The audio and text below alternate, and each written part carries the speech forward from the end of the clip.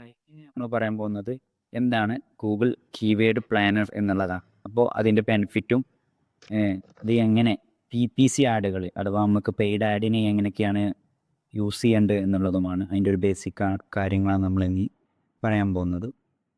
Keyword research എന്ന് പറയുന്നത് ഏതൊരു സെർച്ച് എഞ്ചിൻ മാർക്കറ്റിങ്ങിലും വളരെ ഇമ്പോർട്ടൻ്റ് പാർട്ടാണ്. അപ്പോൾ കീവേഡ് എന്നുള്ളത് വളരെ ഇമ്പോർട്ടൻ്റ് ആണ്. എത്രത്തോളം ഇമ്പോർട്ടൻ്റ് ആണ് അത്രത്തോളം ഈ കീവേഡ് റിസർച്ചിനും ഇമ്പോർട്ടൻ്റ് ഉണ്ട്.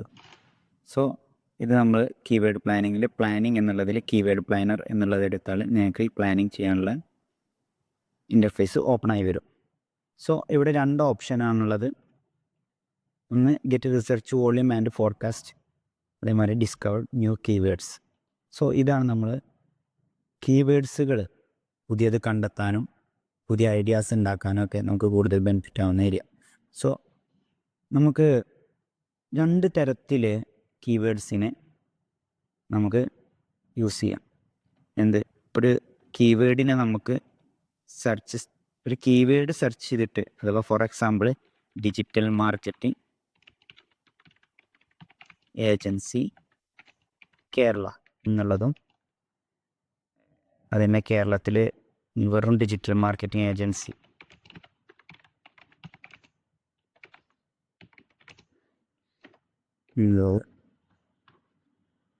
അതുപോലെ തന്നെ നമ്മളിവിടെ ലൊക്കേഷൻ ചേഞ്ച് ചെയ്യുന്നു. ഇന്ത്യ ഡീഫാൾട്ടായിട്ട് വന്നിട്ടുണ്ട്, അത് ഒഴിവാക്കിയിട്ട് നമ്മൾ കേരള കൊടുക്കുന്നു. നിങ്ങൾക്ക് ഏത് ലൊക്കേഷനാണ് വേണ്ടത് അവിടെ നിങ്ങൾ റിസർച്ച് ചെയ്യേണ്ട ലൊക്കേഷൻ ഏതാ കൊടുക്കുന്നത്. അപ്പോൾ ഞാൻ കേരളത്തിൽ ആരൊക്കെയാണ് ഡിജിറ്റൽ മാർക്കറ്റിംഗ് ഏജൻസി സെർച്ച് ചെയ്യുന്നത് എന്നുള്ളതാണ് നോക്കാൻ പോകുന്നത്. സോ ഇങ്ങനെ കൊടുക്കുന്നു, എന്നിട്ട് ഗെറ്റ് റിസൾട്ട് എന്ന് കൊടുക്കുന്നു.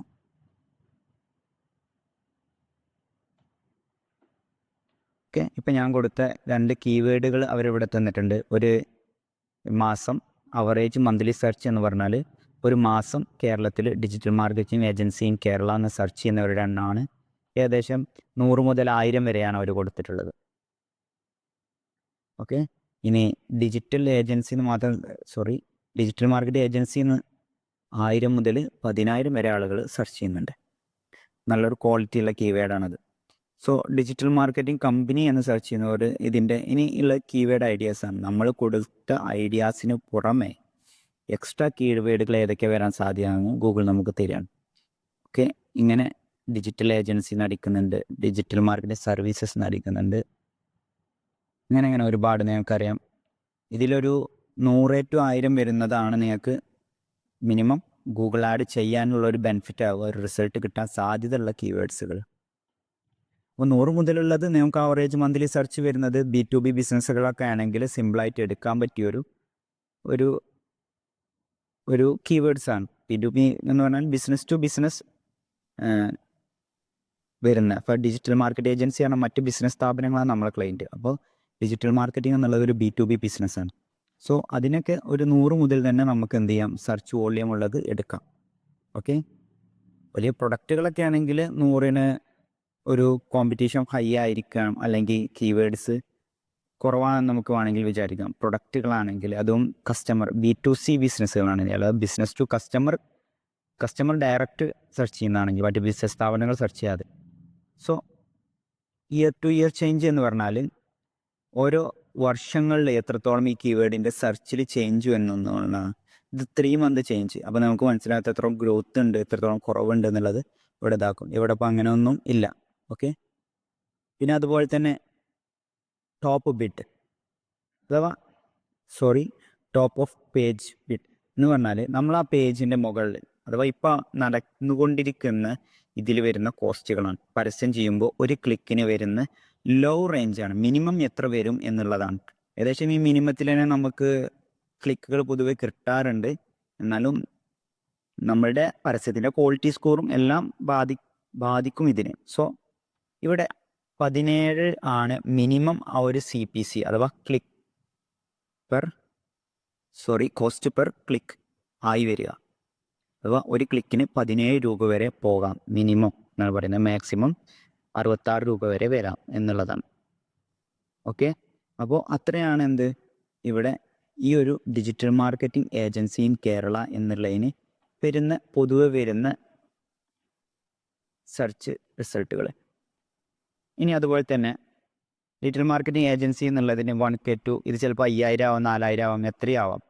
ഓക്കെ, ഇനി നമുക്ക് വേറൊരു കീവേഡ്, വേറൊരു മെത്തേഡിൽ എന്ന് പറഞ്ഞത്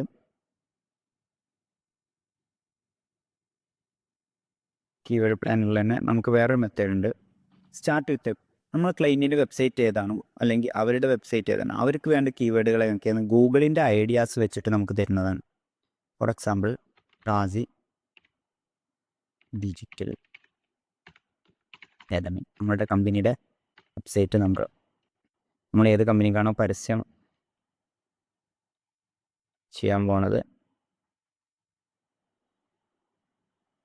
ഡിജിറ്റൽ മാർക്കറ്റ് നമുക്ക് എന്തൊക്കെയാണ് കീവേഡ് വരിക എന്നുള്ളതാണ്. ഇത് കേരളത്തിൽ മൊത്തമാണ്, പക്ഷേ കേരളം മൊത്തം റാസിക്ക് എന്തില്ല, ഓഫ്ലൈൻ ക്ലാസ്സുകൾക്ക് പ്രൊവൈഡ് ചെയ്യാൻ കഴിയുന്ന സ്റ്റുഡൻസിന് നമ്മളുടെ മാർക്കറ്റ് എന്ന് പറയുന്നത് ഒരു 50 കിലോമീറ്ററിലായിരിക്കും അല്ലെങ്കിൽ 40 കിലോമീറ്റർ എന്നാണ് സ്റ്റുഡൻസ് വരുന്നത്. സോ ഡിജിറ്റൽ മാർക്കറ്റിംഗ് കോഴ്സ് എന്നുള്ളതാണ് അവർ ഇമ്പോർട്ടൻ്റ് ആയിട്ട് വന്നിട്ടുള്ളത്. ഇപ്പോൾ തന്നെ അവർ കോമ്പറ്റീഷൻ കാണിക്കുന്നുണ്ട്, എത്രത്തോളം ഇമ്പോർട്ടൻ്റ് അഥവാ മറ്റ് കമ്പനിയുമായിട്ട് കമ്പയർ ചെയ്യുമ്പോൾ മറ്റാരൊക്കെ പരസ്യം ചെയ്യുന്നു എന്നുള്ള ഒരു ഇതാണ്. അപ്പോൾ നിങ്ങൾക്ക് കോമ്പറ്റീഷൻ ഹൈ ആണെന്നുണ്ടെങ്കിൽ നിങ്ങൾക്ക് CPC സ്വാഭാവികമായിട്ടും എന്ത് ചെയ്യും, കൂടി വരും. പക്ഷെ അതിനനുസരിച്ച് സെർച്ച് ഉണ്ടെന്നുണ്ടെങ്കിൽ നമുക്ക് എന്ത് ചെയ്യും, ഈ ബിഡ് എമൗണ്ട് കുറഞ്ഞ് കിട്ടാനും കഴിയും. ഓക്കെ, അതും ആളുകൾ ഇപ്പം നിങ്ങൾ നോക്കൂ, ഡിജിറ്റൽ മാർക്കറ്റിംഗ് അക്കാദമി എന്നുള്ളതിന് കോമ്പറ്റീഷൻ കൂടുതലാണ്.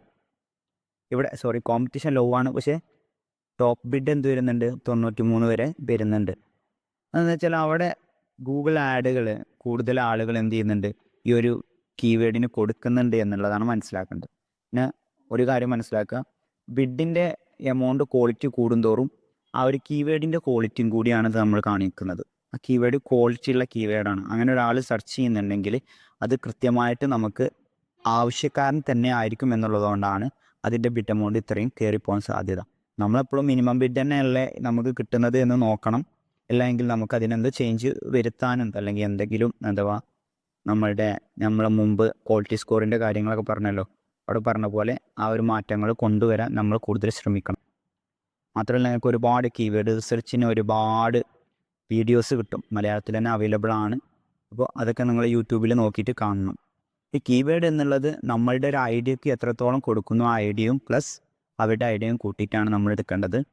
മാത്രമല്ല നമുക്ക് തന്നെ ഈ കീവേഡ് റിസർച്ച് ചെയ്യുമ്പോൾ ഇത് നിങ്ങൾക്ക് ഇവിടെ സെലക്ട് ചെയ്ത് കഴിഞ്ഞാൽ നിങ്ങൾക്ക് എന്ത് ചെയ്യാൻ പറ്റും, കോപ്പി അടിക്കാൻ പറ്റും. കോപ്പി അടിച്ചിട്ട് നേരെ നിങ്ങൾക്ക് ഇനി എവിടെയാണ് പേസ്റ്റ് ചെയ്യേണ്ട കീവേഡ് അവിടെ പേസ്റ്റ് ചെയ്യാൻ പറ്റും. സോ സിമ്പിളാണ്. ഇതിൻ്റെ തന്നെ ഡീപ്പായിട്ട് അനലൈസ് ചെയ്യാനും റിസർച്ച് ചെയ്യാനും പഠിക്കണം. കീവേഡ് റിസർച്ചിനായിട്ട് ഇപ്പോൾ സ്റ്റാഫുകൾ ഹയർ ചെയ്യുന്ന വലിയ IT കമ്പനികളെ ഞാൻ ശ്രദ്ധയിൽപ്പെട്ടിട്ടുണ്ട്. അപ്പോൾ നല്ലൊരു സാധ്യതയുള്ള മേഖലയാണ് ഈ കീവേഡ് റിസർച്ച്. മാത്രമല്ല അത്രത്തോളം ഇമ്പോർട്ടൻ്റുമാണ്.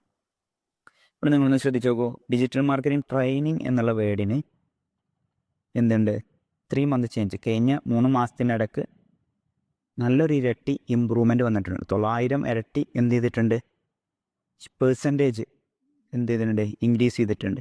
പക്ഷെ എന്താണ്, കോമ്പറ്റീഷനൊന്നും ഹൈ അല്ല, ലോ ആണെന്ന് പറയുന്നത്. പക്ഷേ ഈ കോമ്പറ്റീഷൻ നിങ്ങൾ അത്രത്തോളം ഡിപ്പെൻഡ് ചെയ്യണമെന്നില്ല. ഇനി നിങ്ങൾ SEOൻ്റെ കേസിൽ കൂടുതലായിട്ട് നിങ്ങൾക്ക് പറഞ്ഞു തരും എത്രത്തോളം കീവേഡ് ഡിഫിക്കൽറ്റി അല്ലെങ്കിൽ കോമ്പറ്റീഷൻ അവരുടേതായ രീതിക്കും നിങ്ങൾക്ക് വേറൊരു ക്ലാസ്സിൽ നിങ്ങൾക്ക് ഉണ്ടാവും. ഓക്കെ, അപ്പോൾ ഇവിടെ നിങ്ങൾ PPCയിൽ നിങ്ങൾ ശ്രദ്ധിക്കേണ്ടതെന്ന് വെച്ചാൽ നല്ല സെർച്ചുള്ളൊരു കീവേഡ് അല്ലേ എന്നുള്ളത് നോക്കുക.